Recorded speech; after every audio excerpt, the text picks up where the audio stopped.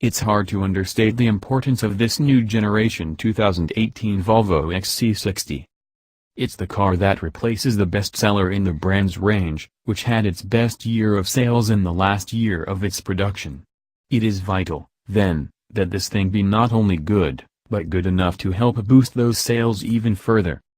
And based on our first drive of the second generation XC60, it should be entirely capable of doing exactly that, and not just because of the way it looks.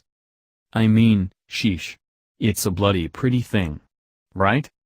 It has the chiseled styling of the larger XC90 with a more squat and muscular stance, thanks to its shorter body.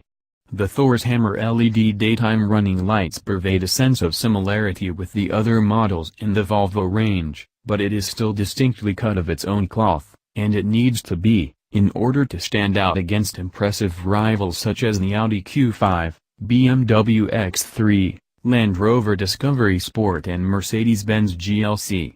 In this writer's humble opinion, the XC60 looks better than all of those cars. Unlike some of those aforementioned vehicles, the all-new XC60 is a model that doesn't pretend to be something it's not. It is a luxury-focused mid-sized SUV, one that aims to offer a premium and upmarket driving experience, with good space, an elegant and technical interior, and a level of driving dynamism that, while perfectly suited to this type of car, is not necessarily going to sway buyers who want a sports car on stilts. But you know what? That's totally okay.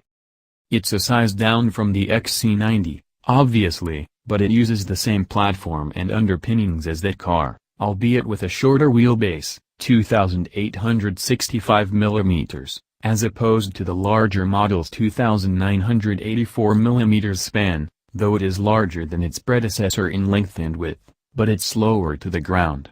It also shares a bunch of tech with its bigger brother, including drivetrains.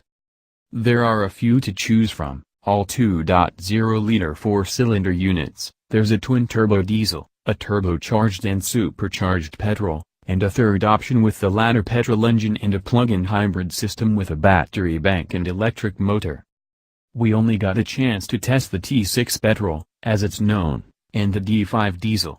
There'll be less powerful versions of the petrol, T5 and possibly T4, and diesel, D4 and possibly D3, in the future, but Australia is launching with the T6 and D5, the T8 plug-in hybrid will follow, so it made sense for us to sample them straight up.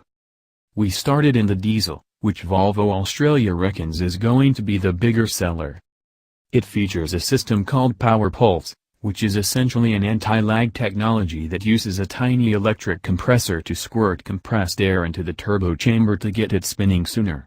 That should mean, theoretically, taking off from a standstill is more effortless than usual, and in practice it's pretty close to lag-free. We tested it in traffic, holding on at roundabouts and then pushing hard on the throttle, and it took off rapidly.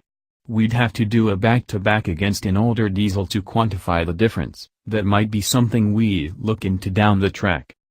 Because it's a twin-turbo diesel engine, it built pace with grace and terrific refinement. Often diesels can be a bit rumbly, but the XC60's diesel offered almost vibrating